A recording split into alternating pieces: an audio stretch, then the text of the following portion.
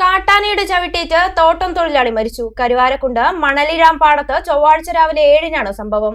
തരിശുമുളറ സ്വദേശി ചിങ്ങാടൻ ജംഷീറാണ് മരിച്ചത്.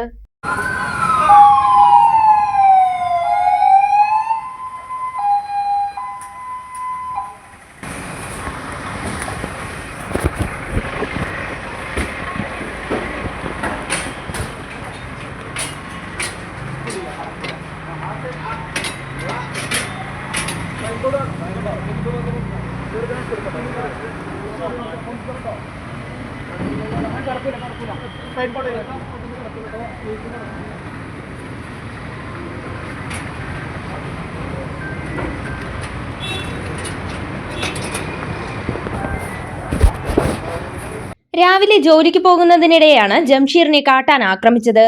നെഞ്ചത്ത് ചവിട്ടേറ്റ ജംഷീറിനെ ഗുരുതര പരിക്കുകളോടെ പെരിന്തൽമണ്ണയിലെ സ്വകാര്യ ആശുപത്രിയിൽ പ്രവേശിപ്പിച്ചെങ്കിലും മരണപ്പെട്ടു. മേഖലയിൽ ആദ്യമായാണ് മനുഷ്യർക്ക് നേരെ കാട്ടാന ആക്രമണം ഉണ്ടായതെന്ന് നാട്ടുകാർ പറഞ്ഞു.